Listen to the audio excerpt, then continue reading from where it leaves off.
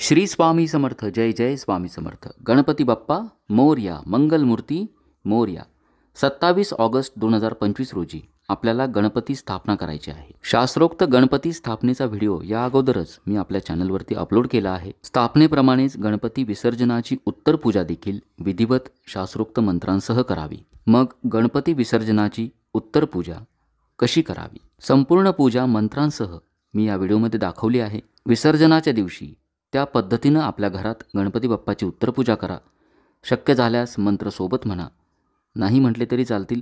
मंत्र मी लिहून दिले आहेत, श्रवण केले तरी चालतील. व्हिडिओमध्ये दाखवल्याप्रमाणे सूचनांचं फक्त पालन करा आणि मनोभावे शास्त्रोक्त गणपती बाप्पाची उत्तरपूजा करा. आपल्या शंका असतील नक्की विचारा. चॅनल सबस्क्राईब करा. आणि गणपती स्थापनेचा शास्त्रोक्त पूजेचा व्हिडिओ चॅनलवर आहे, त्याची लिंक मी आपल्याला डिस्क्रिप्शन बॉक्समध्ये देत आहे. 27 ऑगस्ट रोजी गणपती बाप्पाचं आगमन होईल, म्हणजेच त्यांची आपण स्थापना करणार आहोत. प्रत्येक ठिकाणी प्रत्येकाच्या घरी वेगवेगळी पद्धत असते.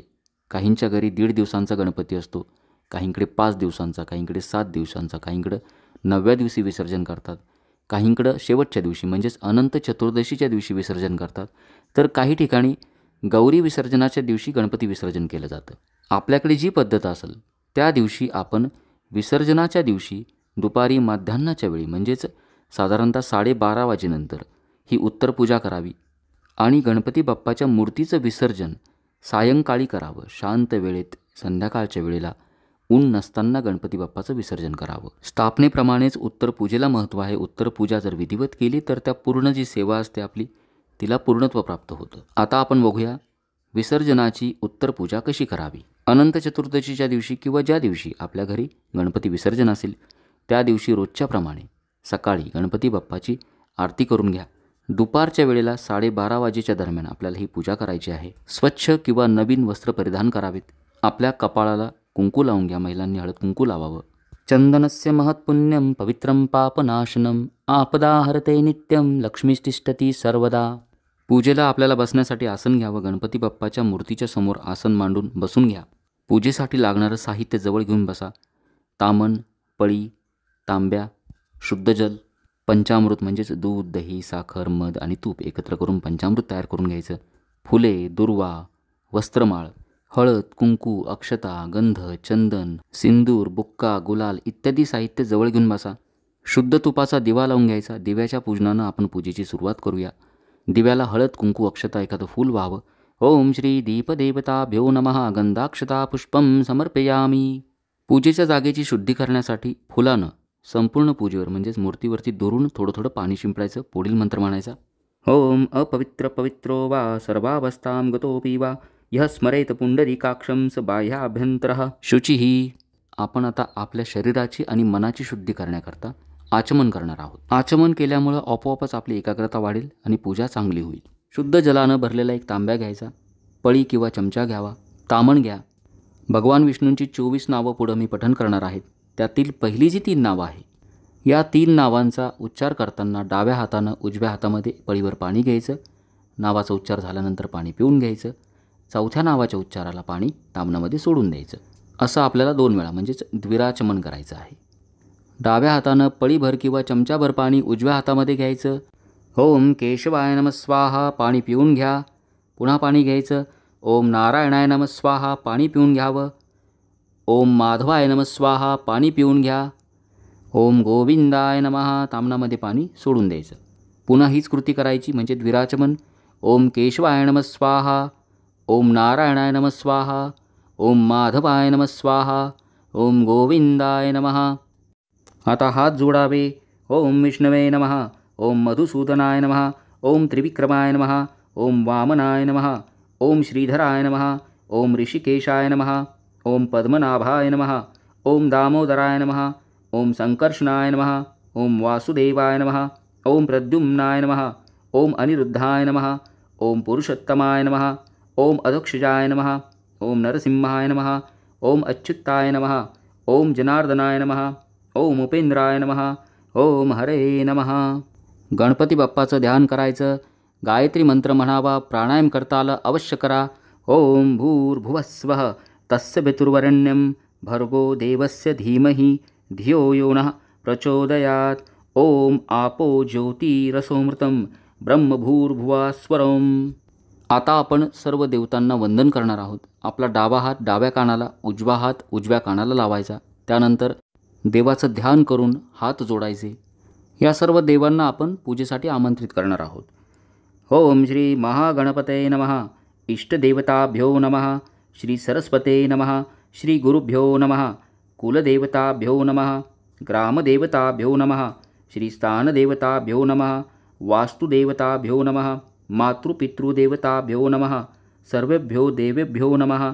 सर्वेभ्यो ब्राह्मणेभ्यो नमः. आपण आता विसर्जनाच्या पूजेचा म्हणजेच उत्तर पूजेचा संकल्प करणार आहोत. आपल्या उजव्या हातामध्ये 2 पळी पाणी घ्यावं. त्यामध्ये हळद, कुंकू, अक्षता, एखादं फूल घ्यावं. मनोमन गणपती बाप्पाचं ध्यान करा, स्मरण करा.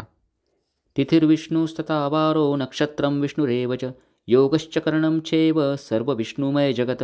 अद्य एवं गुणविशेषण विशिष्टायां शुभपुण्यतिथो म्हणायचं मम आत्मनः सकल शास्त्र पुराणोक्त फल प्राप्त्यर्थं श्री गणपती देवताप्रीत्यर्थं अस्माकं सकल कुटुंबानां क्षेम स्थैर्य आयुर आरोग्य ऐश्वर्य अभिवृद्ध्यर्थ समस्त मंगल वाप्त्यर्थम अद्य शुभयोगे शुभकरणे भाद्रपदमासे चतुर्दशां प्रतिवार्षिक विहितां यथा ज्ञानेन यथा मिलितोपचारद्रव्ये श्री गणपती उत्तरपूजनं करिष्ये. आपल्या हातातील पाणी तामणामध्ये सोडून द्या. हे पाणी नंतर झाडाला घालावं, तुळशीला घालू नका. आता यानंतर आपण गणपती बाप्पाची पंचोपचारे पूजा करणार आहोत. प्रथम गणपती बाप्पाचं ध्यान करा. वक्रतुंड महाकाय सूर्यकोटी समप्रभ निर्विघ्नं कुरु मे देव सर्वकार्येषु सर्वदा. नंतर स्नान. शुद्ध जलानं आपण स्नान घालणार आहोत. दुरूनच फुलानं मूर्तीवरती थोडं थोडं पाणी शिंपडायचं. श्री महागणपतये नमः. स्नानं समर्पयामी. यानंतर पंचामृत स्नान. फुलानं दुरूनच थोडं थोडं पंचामृत मूर्तीवरती शिंपडावं. श्री महागणपतये नमः. पंचामृत स्नानं समर्पयामी. यानंतर पुन्हा थोडंसं शुद्ध जल फुलानं शिंपडावं. श्री महागणपतये नमः. शुद्धोदक स्नानं समर्पयामी. आता गणपती बाप्पाला वस्त्र अर्पण करायची. कापसाची वस्त्रमाळ तयार करून घ्यावी. गणपती बाप्पाला अर्पण करायची. श्री महागणपतये नमः. वस्त्रोपवस्त्रे समर्पयामी. बाप्पाला चंदन लावावं, गंध लावावं.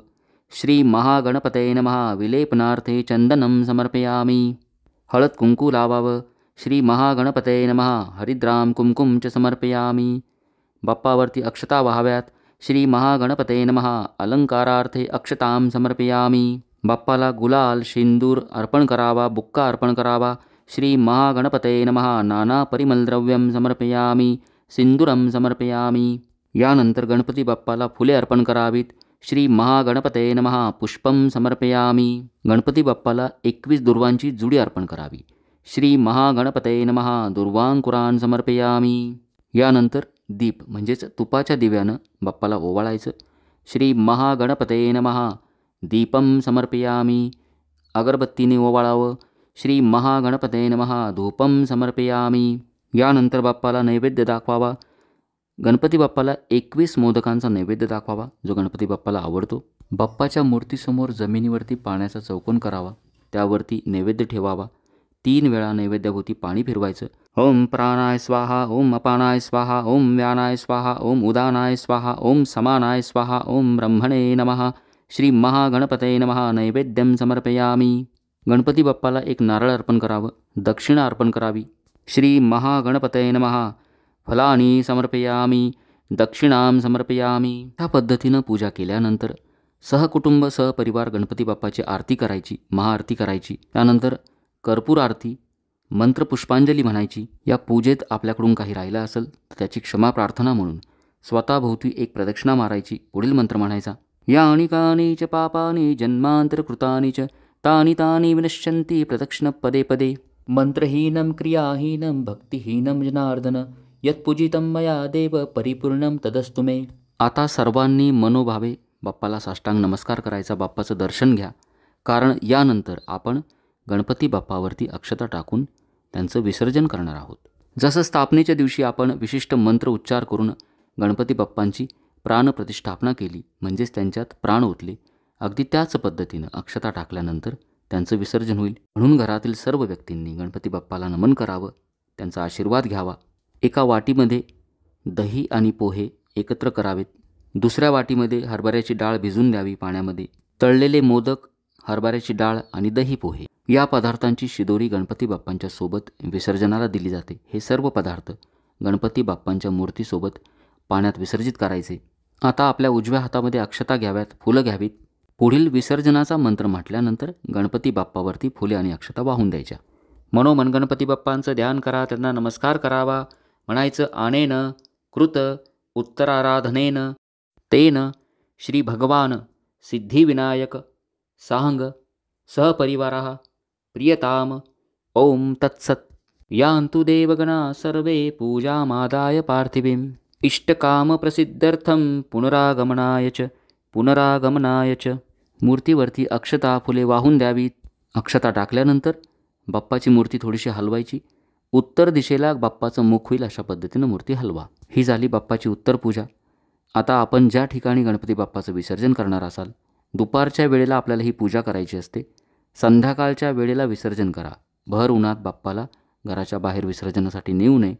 संध्याकाळी वातावरण शांत असताना आपल्या गावामध्ये, शहरामध्ये जी जागा आपल्याला नेमून दिली असेल त्या ठिकाणी पाणवठा असेल, विहीर असेल किंवा नदी असेल त्या ठिकाणी जाऊन बाप्पाचं विसर्जन करा. घरामध्ये कुठल्याही प्रकारची वाद कटकट न घालता शांत चित्तानं बाप्पाचं विसर्जन करायचं. विसर्जन करताना सोबत जी शिदोरी असते, तळलेले मोदक, दही पोहे, डाळ हे बाप्पाच्या सोबत विसर्जित करायचे. 10 दिवसांचं जे फुलं असतील किंवा पत्री असेल, पूजेचं साहित्य, निर्माल्य हे सर्व विसर्जन करायचं. बाप्पाला विसर्जनाला नेताना ताम्हणात घेऊन जायचं. त्यांच्या डोक्यावरती एखादं लाल वस्त्र ठेवावं, नवीन वस्त्र ठेवावं. 3 वेळा विसर्जना अगोदर मूर्ती डोक्याला लावायची आणि हळुवारपणे पाण्यात सोडून द्यायची. मूर्ती फेकू नका. सर्वात महत्त्वाचं, आपल्या हातानं व्यवस्थित विसर्जन करा. बऱ्याच वेळा आपण सार्वजनिक गणेश मंडळामध्ये गणपती बाप्पाची मूर्ती देतो, त्या ठिकाणी कधीकधी व्यवस्थित विसर्जन होत नाही. आपल्या हातानं व्यवस्थित बाप्पाचं विसर्जन करा. उरलेलं जे पूजा साहित्य असतं, नारळ विसर्जनाच्या ठिकाणी किंवा आपल्या घरी फोडून त्याचा प्रसाद करावा. पूजेतील कलशाचं पाणी आपल्या घरामध्ये, घराच्या आजूबाजूला शिंपडून द्यावं. शक्य झाल्यास विसर्जनाच्या जागेवरची जी माती असते, म्हणजे पाणवठा असेल, विहीर असेल, त्या ठिकाणची माती घरी घेऊन यायची. आपल्या घरात, घराच्या आजूबाजूला ही माती पसरून द्यावी. सुपारी आपण पुन्हा पूजेत वापरू शकता. बाप्पाच्या जागी आपण जी सजावट केलेली असते, डेकोरेशन असतं, तर ते लगेच विसर्जनाच्या दिवशी काढू नका. दुसऱ्या दिवशी सर्व जागा आवरून स्वच्छ करून घ्या. स्थापनेप्रमाणेच शास्त्रोक्त उत्तर पूजा आपण अवश्य करा. मुद्दाम हा व्हिडिओ मी लवकर अपलोड करत आहे, तर याच पद्धतीनं आपण उत्तर पूजा करावी. आपले अनुभव मला सांगा. शंका असतील नक्की विचारा. याच पद्धतीनं स्थापना आणि विसर्जन पूजा करणार आहात का? कमेंट बॉक्समध्ये नक्की सांगावं. श्री स्वामी समर्थ. जय जय स्वामी समर्थ. गणपती बाप्पा मोरया. मंगलमूर्ती मोरया.